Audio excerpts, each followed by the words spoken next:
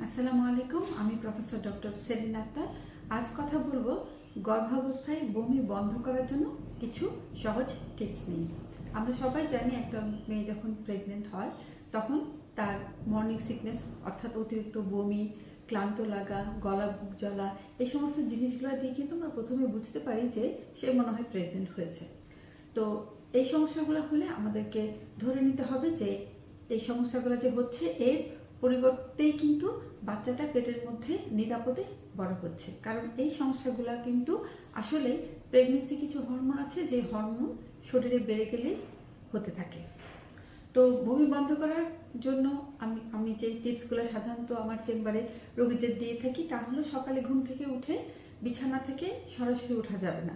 বিছানায় শুয়ে 10-15 মিনিট হাত পা নাড়াচাড়া করে একটু ফ্রি হ্যান্ড এক্সারসাইজ করতে হবে এবং তারপরেই যে আমরা সাধারণত বমি বন্ধ করার জন্য কিছু ওষুধ দিয়ে থাকি সেই ওষুধগুলো নিতে হবে এবং দিনের প্রথম যে খাবারগুলো সেগুলো শুকনো খাবার হলেই ভালো হয়, যেমন মুড়ি হতে পারে, টোস্ট বিস্কিট হতে পারে অথবা আলুর চিপস হতে পারে। এবং খাবার নির্বাচন করার সময় সবসময় মনে রাখতে হবে অতিরিক্ত তেল, চর্বি, মশলাযুক্ত খাবার যেন আমরা না খাই। আমরা যে শক্ত খাবারগুলো সাধারণত খাই সেই শক্ত খাবার মানে হচ্ছে 3 বেলা যে বড় খাবারগুলো খাই তা খাবার আগে এবং জাস্ট পরে কিন্তু বেশি পরিমাণ পানি খাওয়া যাবে না। খাওয়ার আধা ঘন্টা থেকে 1 ঘন্টা পরে পানি খাওয়াটা ভালো।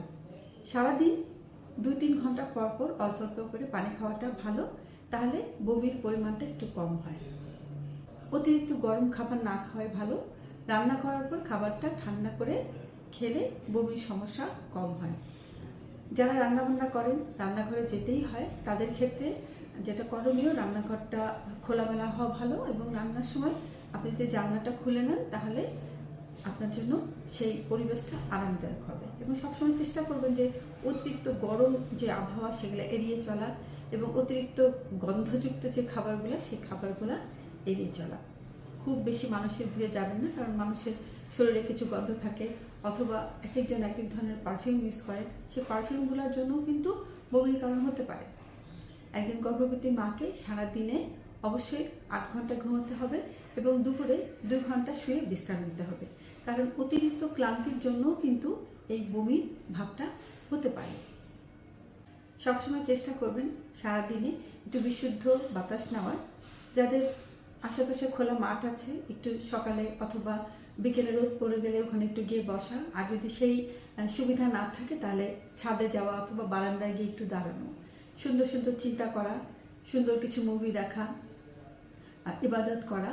তো এই জিনিসগুলো করলে কিন্তু বমির সমস্যাটা অনেকটা কমে যায়। আমি আবারও বলছি, প্রেগনেন্সিতে যে বমি হয় সেই বমিটা কিন্তু একবারে বন্ধ করা যায় না, কিন্তু এই টিপসগুলো যদি আপনারা মেনে চলেন তাহলে সেই বমির সমস্যাটা সহনীয় পর্যায়ে আসে এবং সাধারণত এই বমির সমস্যাগুলো 12 থেকে 14 সপ্তাহ পর্যন্ত থাকে, তারপর কিন্তু সমস্যাগুলো ঠিক হয়ে যায়। তো সবাই সুস্থ থাকুন, ভালো থাকুন, আল্লাহ হাফেজ।